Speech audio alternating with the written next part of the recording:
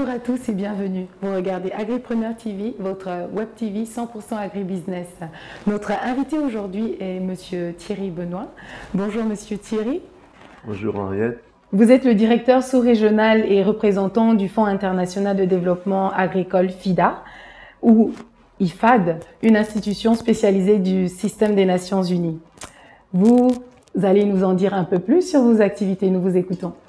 Merci et aussi merci à Coraf pour m'avoir invité à cette émission. Donc effectivement, le FIDA est une agence des Nations Unies qui a pour objectif de lutter contre la pauvreté rurale. D'accord.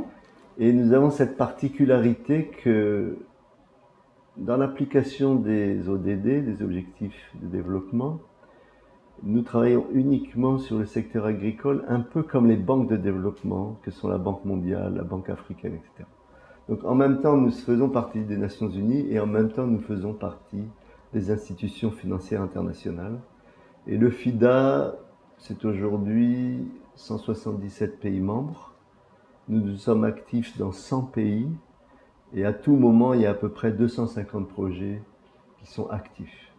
Et ces projets, bon, ça va à peu près de 30 à 50 millions de dollars chacun, puisque ce sont des projets assez larges aux échelles nationales qui visent les paysans les plus pauvres et voient comment les sortir de la pauvreté, leur donner plus d'aisance, moderniser l'agriculture afin qu'ils puissent mieux s'occuper de leur famille. Et qu'en est-il en Afrique, même précisément au Sénégal? Vous êtes le bureau, c'est le bureau régional? Tout à fait. Alors, le FIDA est basé à Rome pour le siège parce que c'est là que se retrouvent toutes les agences des Nations Unies pour l'agriculture. Et de plus en plus, ces 10 dernières années, nous avons commencé un processus de décentralisation en Asie, en Amérique latine et en Afrique. Donc en Afrique, on bénéficie de 3 bureaux régionaux pour l'Afrique de l'Ouest et centrale et 3 autres en Afrique de l'Est et australe. Et pour l'Afrique de l'Ouest, strictement dit, donc c'est Dakar, où nous travaillons sur 7 pays que voilà ici.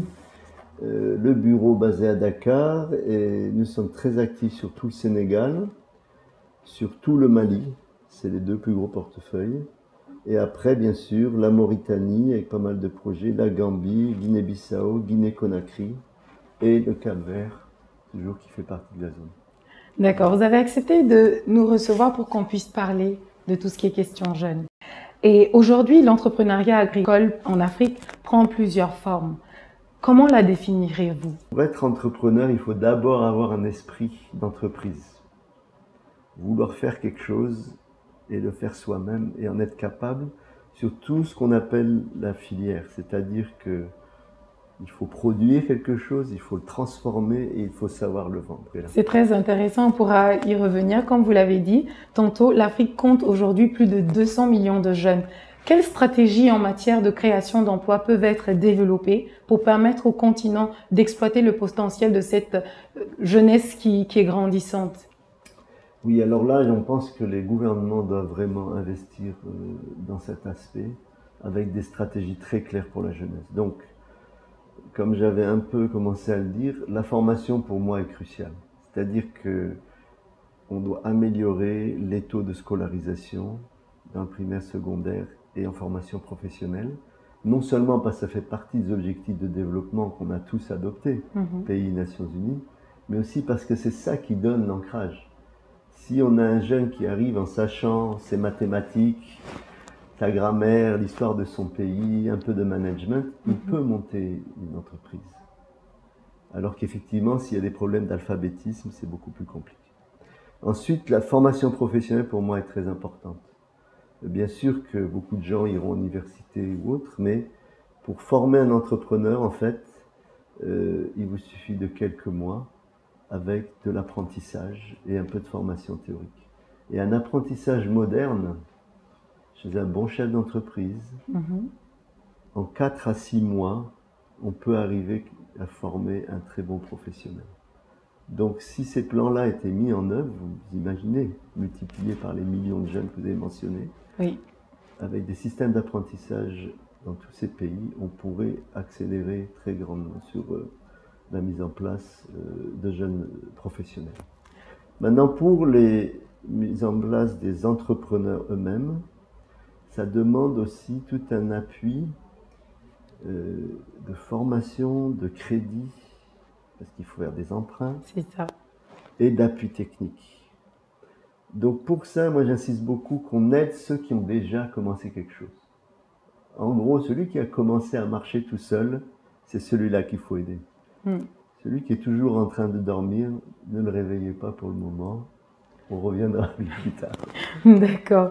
Donc, si on en vient, par exemple, au secteur agricole, qui regorge d'énormes potentiels, quelles sont les opportunités aujourd'hui qui s'offrent aux jeunes dans ce secteur? Alors, il y a beaucoup de choses parce que l'auto-entrepreneuriat sera la clé. Nous, on a fait pas mal de travail là-dessus. Je peux vous montrer ces documents comme le potentiel de l'agriculture africaine, ou bien aussi le travail qu'on a fait avec la FNDAS au Sénégal, notamment les interprofessions.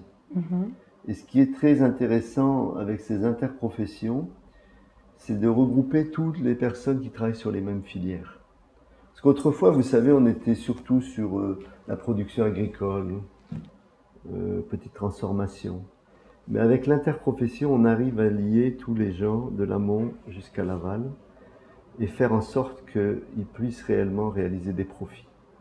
Donc, à ce point-là, on a des dizaines de milliers de cas, que ce soit au Sénégal, au Mali, au Cameroun, à Madagascar, où on a pu mettre en place ces activités avec les organisations paysannes. Je ne sais pas si vous connaissez ça aussi. Là, on a 2 beaux programmes en Afrique et en Asie d'appui aux organisations paysannes. Et ces documents, on peut les retrouver sur votre site? Voilà, ils sont disponibles sur Internet ainsi que sur le site des organisations elles-mêmes. Donc la FNDAS ou les OP dans ce cas-là. Et récemment, le FIDA a lancé un concours mondial totalement novateur dans le domaine de la danse. Il propose aux jeunes de se bouger pour que ça change. Alors, pourquoi utiliser la danse pour sensibiliser à davantage d'investissements dans la jeunesse et le développement rural? Oui, ça c'est effectivement une action qui marche très bien. Et je pense que c'est un mixte de 2 choses qui avancent, c'est-à-dire prendre un sujet qui intéresse les jeunes et aussi utiliser ce système des ambassadeurs de bonne volonté des Nations Unies. Et dans notre cas, c'est cette artiste du Rwanda qui est chorégraphe. Elle travaille beaucoup à Londres, à New York, et elle a accepté de venir nous aider pour mettre au point cette activité. Donc l'idée, c'était de pousser les jeunes à faire une danse reliée à l'agriculture et de les poster sur les réseaux sociaux de manière à échanger. Donc il y a eu des milliers de contributions. Et le fait que ce soit relié à l'agriculture, ça a un peu poussé ces jeunes à réfléchir pourquoi est-ce qu'ils s'intéressent ou ce qu'ils ne s'intéressent pas à l'agriculture. Parce que même les gens des villes ont tous un peu ce lien, la famille qui est restée au village. Mais oui, en plus c'est l'afrobeat, donc c'est quelque chose qui attire beaucoup les jeunes. Et c'est vrai que beaucoup, donc on fait des choses sur les plantations, la culture, la transformation. Et donc ça marche. Vous pensez que c'est une stratégie qui marche? Oui, je pense que ça permet d'éveiller le dialogue et à partir de là, on peut s'orienter vers beaucoup de voies qui sont de dire, bon, est-ce qu'on veut être sur l'agriculture traditionnelle à la papa-maman ou est-ce qu'on veut se moderniser dans l'agriculture? Est-ce que c'est une histoire d'obtenir des machines ou est-ce que c'est une histoire de s'organiser? Parce que souvent, vous voyez par exemple si on prend des secteurs comme la mangue ou la noix de cajou, les ananas, vous verrez qu'il y a de très bonnes productions. Mais que le problème c'est l'organisation de la filière parce que les mangues sont pourries à tel endroit, pas ramassées à tel autre, ou qu'il n'y a pas l'industrie de transformation pour en faire du jus ou du concentré. Donc si vous êtes juste sur de la mangue en vente fraîche et que vous voulez l'exporter, vous passez à travers tous les contrôles sanitaires qui sont très compliqués. Donc ceux qui réussissent, tant mieux, mais ceux qui n'en ont pas la mangue de qualité, il faudrait la vendre localement. Et celui qui n'arrive plus à la vendre localement, avant qu'elle pourrisse, la transformer en jus. Donc, mais maintenant, en parlant de transformation, ça demande gros entre le matériel qu'il faut pour transformer. Donc, est-ce que c'est pas un secteur qui pourrait effrayer un peu les jeunes? Ils se disent peut-être, oui, je veux bien, pourquoi pas faire de la transformation, mais les financements ou comment acquérir les technologies?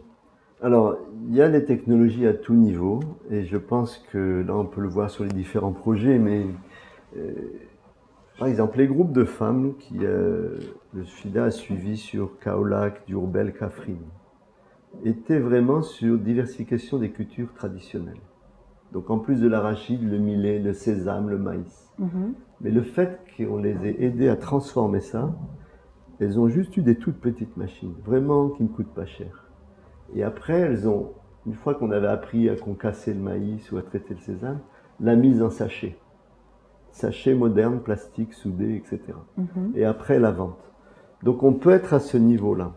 Ensuite, avec l'interprofession, comme j'en parlais, on passe au niveau supérieur. C'est-à-dire, mesdames, vous avez produit 100, 500 kilos, très bien, mais le client a besoin de 500 tonnes ou 1000 tonnes.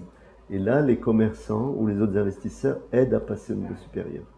Et enfin, il y a l'investissement, comme vous dites, dans des mini-usines, de manière à ce qu'on puisse avoir un équipement plus élevé.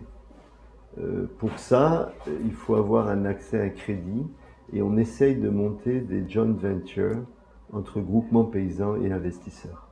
C'est pas le plus facile, mais pour moi c'est un peu l'avenir dans le sens que un industriel va savoir ce qu'il a besoin et ce qu'il peut vendre. C'est ça. Il faut juste lui apprendre qu'on n'est plus comme dans l'ancien temps où il y a besoin de faire une plantation de 3000 hectares, etc. Au lieu de ça, on lui dit de travailler avec 3000 paysans qui ont chacun 1 hectare. C'est un peu comme les plateformes d'innovation. Tout à fait. Plateforme d'innovation, plateforme de partenaires où ils peuvent discuter. Et ce concept d'agriculture contractuelle, en fait, permet vraiment aux industries et aux petits paysans de travailler ensemble, se mettre d'accord sur le produit, avoir un cahier des charges sur ce qu'ils veulent. Je veux une mangue de telle qualité ou une noix de cajou comme ça.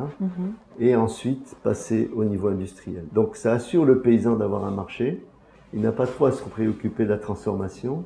Et des gens dans son métier peuvent faire la transformation en respectant le paysan et en lui donnant un vrai contrat avec un vrai paiement pour son travail. Et c'est ce que vous faites au niveau des communautés rurales? Entre autres, effectivement, on essaye d'améliorer ça de manière à ce qu'il y ait un bon équilibre du contrat. Et je peux vous dire que l'agriculture contractuelle, c'est quelque chose qui est en train de grandir partout, en Asie, en Afrique de l'Est, en Afrique de l'Ouest. Et pour moi, qui paraît une bonne solution pour faire cette transition de l'agriculture traditionnelle à l'agriculture moderne. Mais c'est ce qui, je crois, pourrait attirer beaucoup plus de jeunes. Alors voilà, dans ce sens-là, on a 2 projets vraiment très intéressants que vous pourriez voir de plus près. Un qui s'appelle le projet Fier au Mali, et qui depuis 5 ans travaille avec des milliers de jeunes qui avaient déjà, comme je l'ai dit, commencé quelque chose par eux-mêmes. Et donc le projet les aide à aller plus loin.